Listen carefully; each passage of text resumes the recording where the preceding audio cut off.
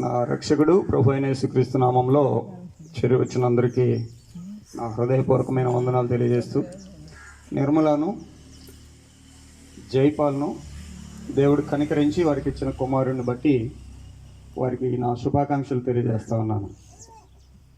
పరిశుద్ధ గ్రంథంలో ఎఫెసీయులకు రాసిన పత్రిక 3వ అధ్యాయం 14వ వచనంలో చక్కని మాట మనం చదువుతాం. ఎఫెసీయులకు రాసిన పత్రిక 3వ అధ్యాయం 14వ వచనం.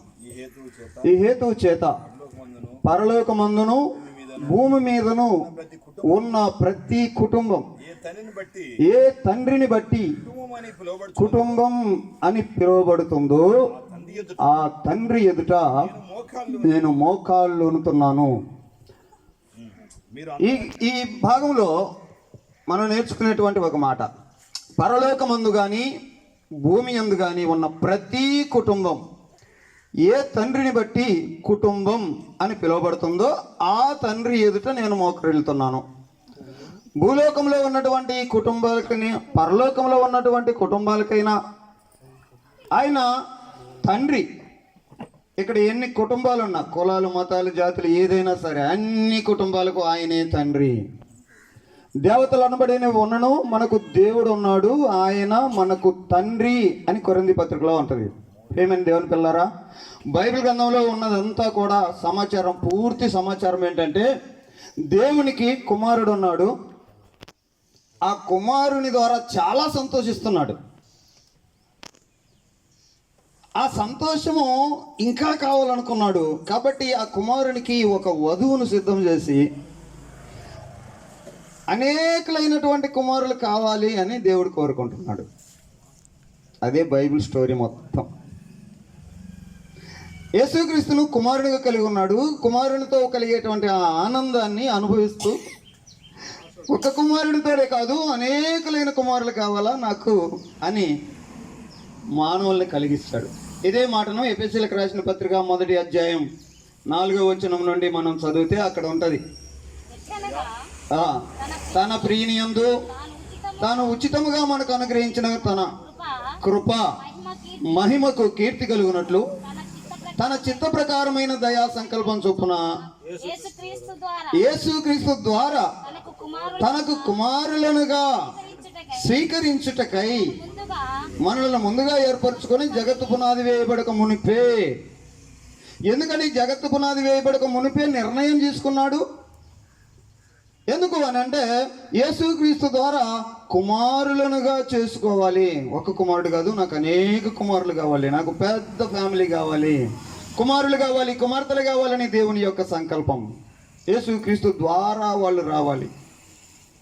మరొక చోట హెబ్రీయులకు రాసిన పత్రికలో ఏం చెప్తుందని అంటే అనేకులైన కుమారులను మహిమకు తెచ్చుచుండగా అని ఉంటుంది. రోమీయులకు రాసిన పత్రిక 8వ అధ్యాయం 28వ వచనంలో, రోమీయులకు రాసిన పత్రిక 8వ అధ్యాయం 28వ వచనంలో దేవుని ప్రేమించు వారికి అనగా ఆయన సంకల్పం చొప్పున పిలువబడిన వారికి మేలు కలుగటకై సమస్తము సమకూడి జరిగించుచున్నాడు ఎరుగుదుము. ఎందుకనగా తన కుమారుడు అనేక సహోదరులలో జ్యేష్ఠుడగునట్లు దేవుడు ఎవరిని ముందు ఎతికెనో వారు తన కుమారునితో సారూప్యము గల వారగుటకు వారిని ముందుగా వారిని నిర్ణయించాడు, వారిని పిలిచాడు, వారిని నీతిమంతులుగా మార్చాడు, వారిని మహిమపరుస్తున్నాడు. దేవుని ప్రేమించే వారికి మేలు కలగాలని. ఎందుకు? తన కుమారుడు అనేక సహోదరులలో జ్యేష్ఠుడు అవ్వాలి. నేను చెప్పాను కదండి, దేవునికి కుమారుడు యేసుక్రీస్తు, ఆయనకు జ్యేష్ఠత్వం రావాలి. ఒకడు పెద్ద కొడుకు కావాలని అంటే ఎప్పుడు వస్తుంది? వీడు పెద్ద కొడుకు అని ఎప్పుడు అంటాం? రెండోవాడు పుడితే కదా అండి. ఆ జ్యేష్ఠత్వం రావడానికి రెండోవాడు, 3, 4 ఎంతమంది కావాలంటే అనేకలైన కుమారులు కావాలి. వారిని ఆయన నిర్ణయించుకున్నాడు, ఆయన పిలుచుకున్నాడు, ఆయన నీతిమంతులుగా మార్చాడు, ఆయన మహిమ పరుస్తాడు. కాబట్టి దేవుడు మనల్ని ఎందుకు కలుగజేస్తున్నాడు అని అంటే తన మహిమ నిమిత్తము తాను సృజించిన నా జనులు, నేను వాళ్ళని అందుకే పుట్టించాను అని యెషయా గ్రంథంలో ఉంటుంది. ఏమేమి దేవుని పిల్లారా, కుటుంబం కలుగుతుంది అని అంటే అది మన ఉద్దేశమో మన సంతోషమో ఏదో కాదు. కానీ దేవుని యొక్క ప్రణాళిక అందులో ఉంది. దేవుని ప్రణాళిక అందులో ఉంది. ఈ విషయాన్ని మనం కొంచెం ఆలోచన చేయాలి. ప్రేమైన దేవుని పిల్లలారా, మనము కొంచెం లోతుగా వెళ్ళి ఆలోచన చేసుకుంటే, నేను ఒకసారి ఒక పెళ్లి వర్తమానం చెప్పేటప్పుడు ఇలాగ నిలబడ్డాను. పెళ్లి కొడుకుని అడిగా, అయ్యా పెళ్ళి ఎందుకు చేసుకుంటున్నావు అని. వాడు కిక్కి అని నవ్వుతున్నాడు. ఎందుకు నవ్వాడు చెప్పండి? సంతోషమైన. ఈ రోజుల్లో పెళ్ళి అంటే జబర్దస్తులు, సినిమాలు ఇవన్నీ చూసి పెళ్ళి అంటే శోభనానికే కదా అన్నట్టుగా ఉంది లోకం. ఏమండి, పెళ్ళి శోభనానికి కాదండి. నీకు పెళ్లి చేసేది దేవుడు, నీకు ఒక జతనిచ్చేది, నిన్ను ఒక కుటుంబంగా చేసేది ఎందుకు అని అంటే నీ ద్వారా పిల్లలు కలగాలని. అది దేవుని సంకల్పం. మీరు ఆనందిస్తుంటారు, తన ప్రియులు నిద్రించుచుండగా వారికి ఇచ్చును. కాబట్టి గర్భఫలం అనేది నీకు తెలియదు, దేవుడు సమయానికి ఇస్తుంటాడు. చదింపులు ఇస్తారు కదా పెళ్లిలో, ఎవరికి తోచినా ఎవరి స్థాయిని బట్టి 1000 116 ఇట్లా ఎవరి స్థాయిని బట్టి వాళ్ళు ఇస్తారు. కానీ దేవుని స్థాయి ఏంటంటే మనుషులు ఎవరు ఇలేంది గర్భఫలం ఇస్తాడు. అందుకు పెళ్లి చేస్తారు. పెళ్ళి ఎందుకు అని అంటే నా ద్వారా పిల్లలు రావాలి, నా ద్వారా కుటుంబం ఏర్పడాలి, ఆ కుటుంబం ద్వారా మరీ ఎక్కువ పిల్లలు రావాలి. అందుకే కదా ఆదామును మొదట్లోనే తయారు చేసినప్పుడు దేవుడు ఆశీర్వదించను. ఎట్లనగా మీరు ఫలించి అభివృద్ధి పొంది విస్తరించి భూమిని నింపండి. ఎందుకు అంతమంది కావాలి నాకు. అందుకోసమే నిర్మలను, జైపాలను దేవుడు కనికరించి మీకు కుమారుని ఇచ్చాడు. ఇప్పుడు ఎందుకు చెప్పు, నీకు కొడుకు ఎందుకు ఇచ్చాడు దేవుడు?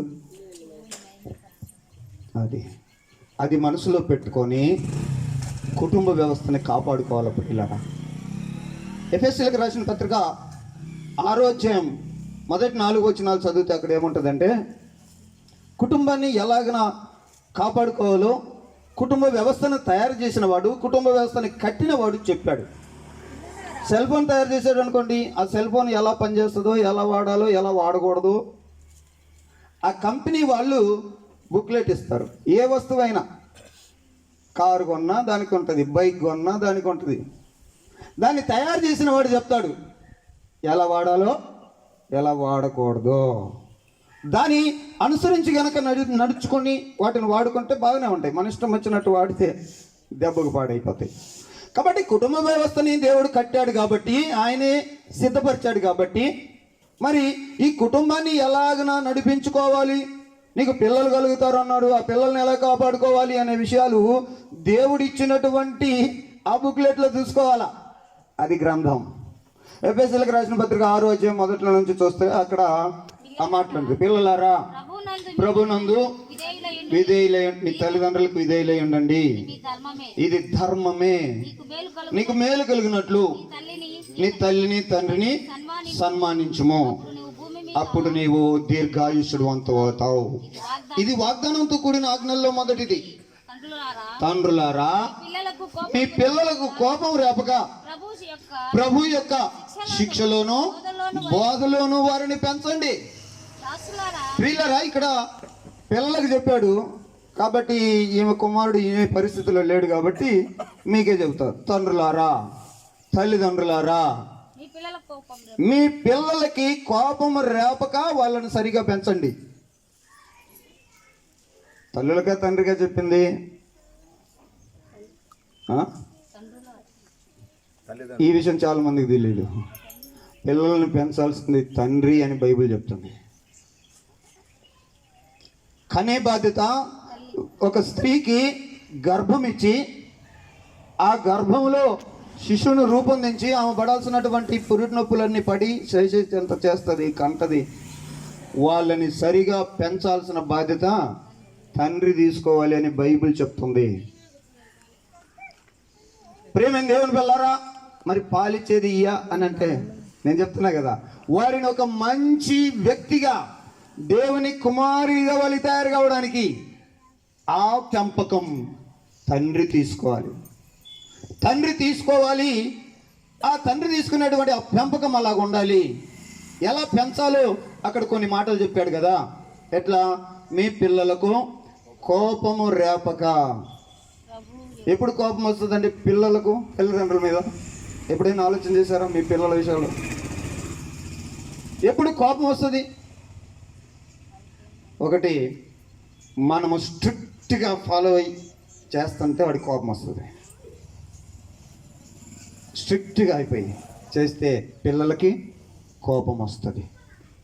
అలాగని తండ్రి కదా, మరి ఆయన యజమానుడి కదా, ఆయన ఆధీనంలో ఆయన క్రమశిక్షణ ఉంటుంది.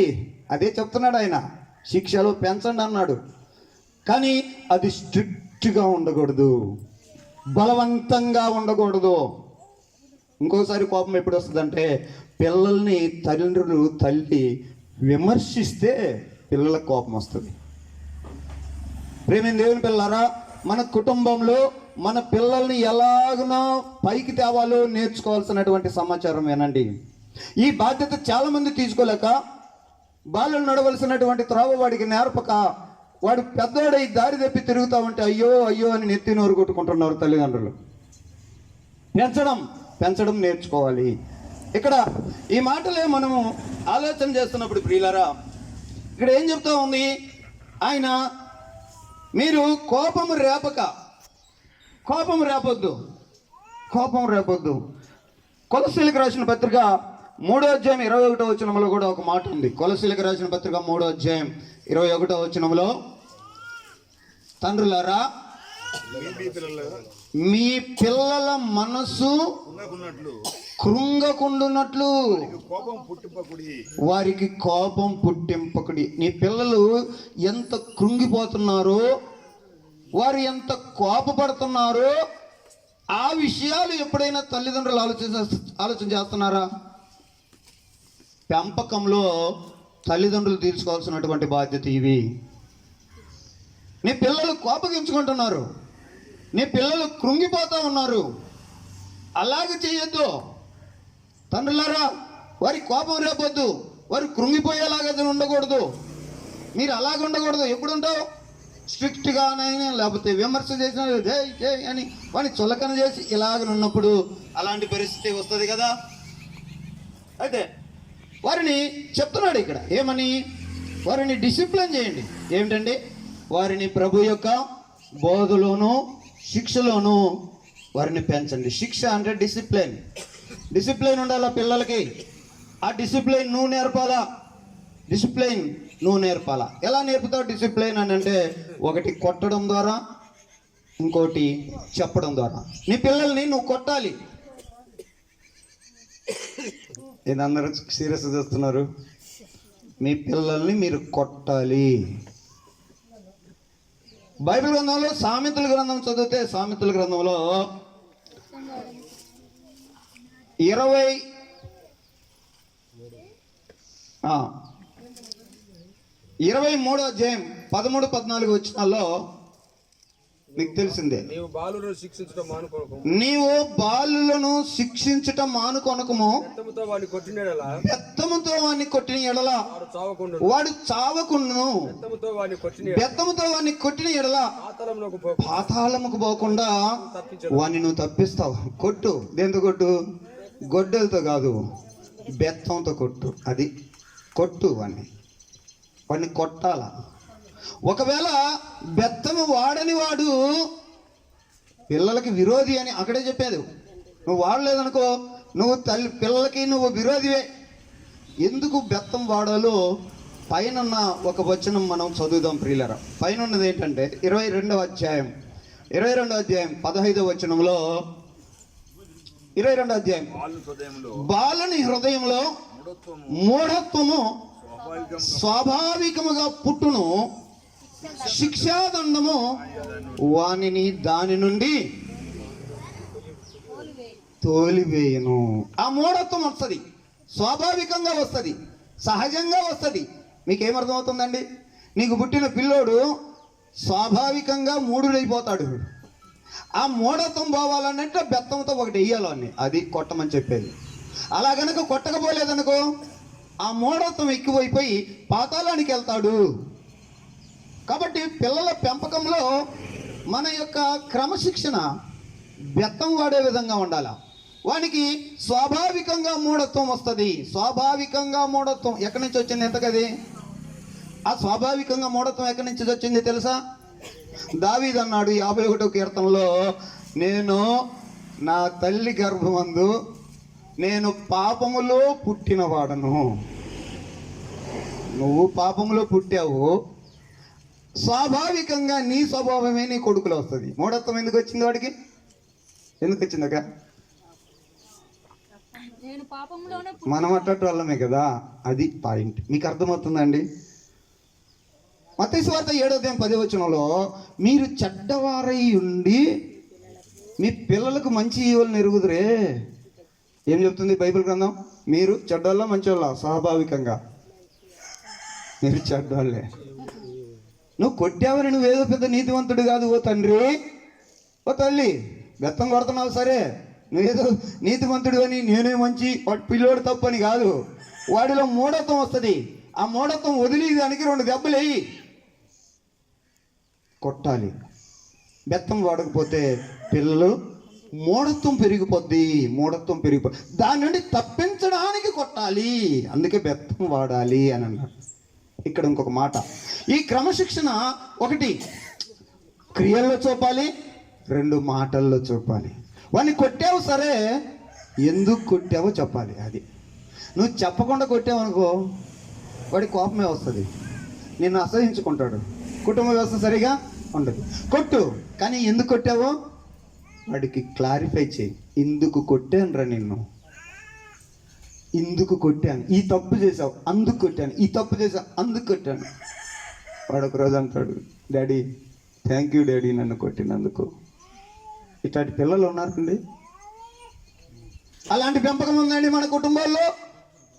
ఒకసారి ఆలోచన చేసి ఇలాగనే పెంచుకోవాల్సినటువంటి వారంగా మనం ఉన్నాం.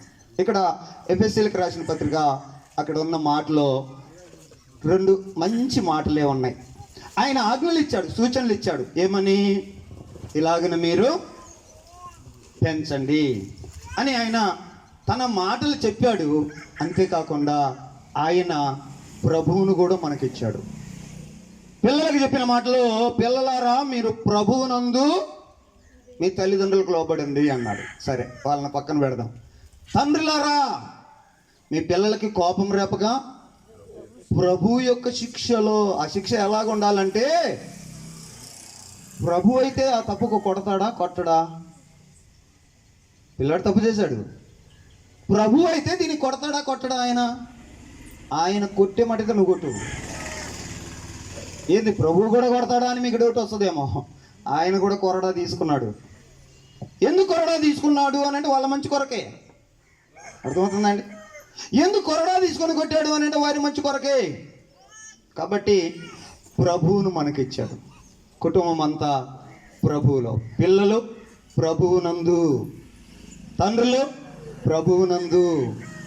పెంపకం అలాగుంటే మన పిల్లల్ని చక్కగా దేవుడు ఉద్దేశించిన తన సంకల్పానికి మహిమ కలిగేటట్టుగా మన కుటుంబాలని సిద్ధపరచుకుంటాం.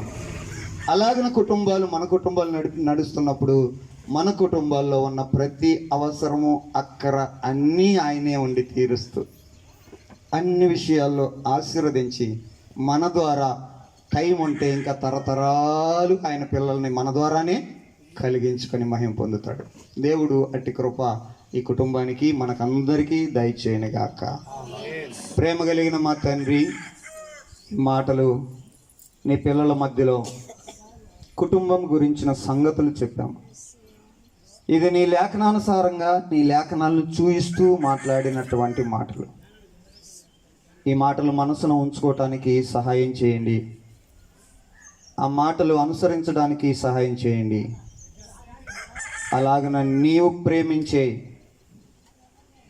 ఏ కుటుంబానికి నీవు తండ్రిగా ఉండాలనుకున్నావో ఆ కుటుంబంగా ఉండగలగడానికి మా కుటుంబాలన్నిటినీ సిద్ధపరచుమని యేసుక్రీస్తు నామములో ప్రార్థిస్తున్నాము తండ్రి.